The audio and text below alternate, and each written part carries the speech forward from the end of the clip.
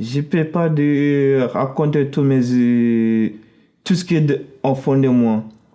Je ne peux pas poser le jeu, vous raconter juste un petit épisode.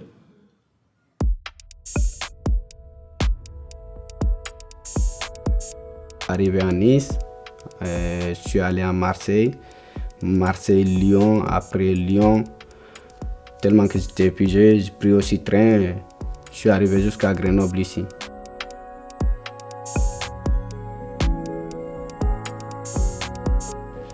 Pourquoi Grenoble? Moi, c'est pas moi qui a choisi de venir à Grenoble.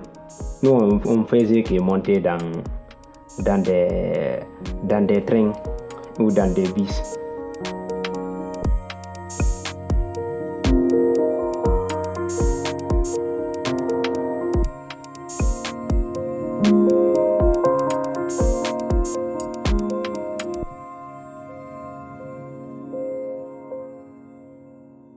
Grenoble, j'étais tellement épuisé parce qu'il faisait froid aussi, c'était pendant l'hiver.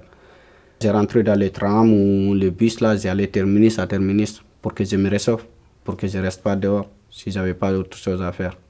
Tout ça, c'est des choses que j'ai gardées dans ma tête. C'est comme ça que j'ai connu tous les trams qui sont ici. I arrive in a car and I stay near car because I don't have no room, no hotel, nothing. And it was very, very difficult days for me. Pour arriver à Grenoble, j'ai arrivé à Grenoble à la gare. Et je ne connais pas personne ici. Mais après, j'ai rencontré une gens la rue à côté de la gare qui disent je peux appeler 115. Je fais comme ça tous les jours, et toutes les 2 semaines, j'ai appelé et ils n'ont pas trouvé une solution pour donner mon logement. J'ai commencé à dehors la rue.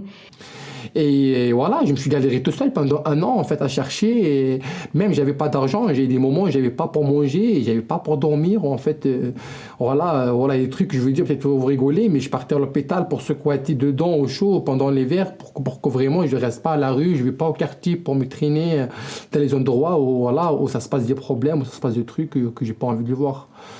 D'arriver dans un autre pays dont on ne comprend pas les règles, sans parler la langue, et vivre dehors, pas savoir où on va aller,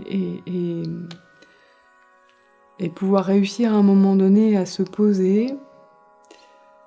Moi, je suis impressionnée parce que vous êtes toujours allé chercher des ressources. Après, ils me trouvaient un logement à l'IDACAI médicalisé, à quartier l'Arlequin. Et là-bas, j'étais bien accueilli. Et il y a des aides-soignants, des infirmiers qui l'occupent de nous, ils prennent soin de nous. C'est presque comme l'hôpital, mais indépendant. C'est juste pour aider les gens qui n'ont pas logement, qui n'ont pas famille, qui sont rien. La priorité dans leur tête, régulièrement, en tout cas quand moi j'allais les voir, c'était il faut que je sois en situation régulière, que j'ai pas le stress de me faire arrêter, de me faire renvoyer dans mon pays alors que j'ai besoin de soins qui sont ici et que c'est une question vitale. Du coup, quand je suis arrivé, la situation, oui, ça nous change beaucoup. Déjà, de culture dans une autre culture, c'est beaucoup trop différent. Changement de monde, changement de mentalité, changement de langue. C'était pour moi, mais j'étais content en fait. J'étais trop content en fait quand je suis arrivé d'avoir une nouvelle ville, d'avoir de nouveaux gens. Il y a quelque chose de tellement nouveau qui commence que ça prend notre identité et puis ça la secoue quoi. Ça la transforme beaucoup et ça c'est il faut réussir à la retrouver son identité au milieu de tout ça. When I remember, it's very difficult to stay alone in foreign country.